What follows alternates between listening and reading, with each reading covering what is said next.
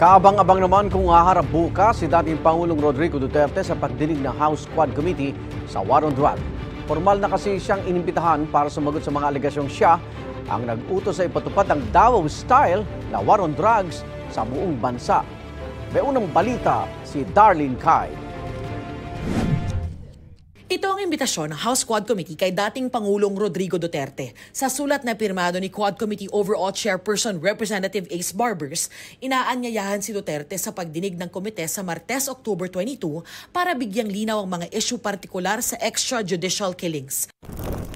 Sa huling pagdinig, sinabi ni retired Police Colonel Royina Garma na iniutos ni Duterte na i-replicate sa buong bansa ang Davao model ng drug war, kung saan may reward system para sa mga pulis na makapapatay sa drug suspects. Wala pang kumpirmasyon ng Quadcom kung dadalo si Duterte, pero handa raw sila rito. Bibigyan daw nila ng pagkakataon ang dating Pangulo na sagutin ang mga pahayag ni Garma.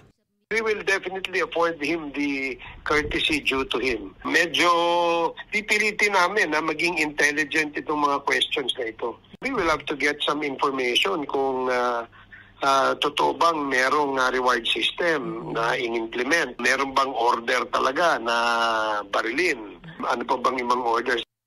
Sabi ni Quad Committee Co-Chairman Representative Benny Abante, kasama sa tatalakay ng impluwensya ng mga pahayag ni Duterte sa publiko noon.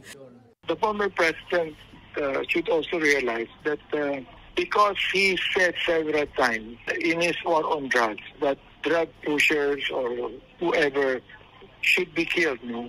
Paulit-ulit yung sinabi. It's not actually a personal order to those people to kill. Pero declaration ng ating Pangulo yan. So ano ang ginawa ng mga kapulisan natin? They were emboldened to kill.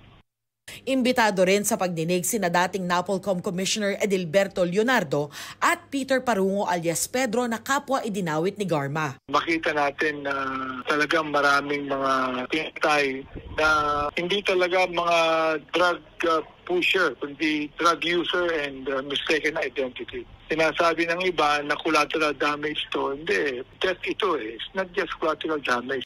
Sinusubukan namin kunin ang panig ng dating Pangulo na sa panayam ng SMNI noong Huwebes ay nagsabing wala pa raw siyang natatanggap na imbitasyong dumalo sa pagdinig. Pinabulaanan din niya ang mga alegasyon ni Garma. Operational funds lang daw ang ibinigay niya sa mga pulis at pagbati at panglilibre lang ang ibinigay niyang reward. Ito ang unang balita. Darlene Kai para sa GMA Integrated News.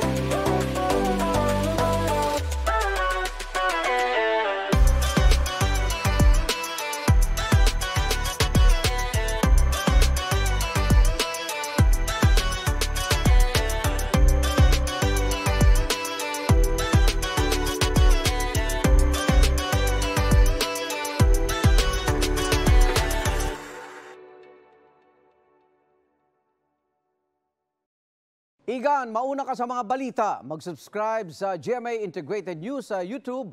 Sa mga kapuso abroad, subaybayan nyo kami sa GMA Pinoy TV at sa www.gmanews.tv.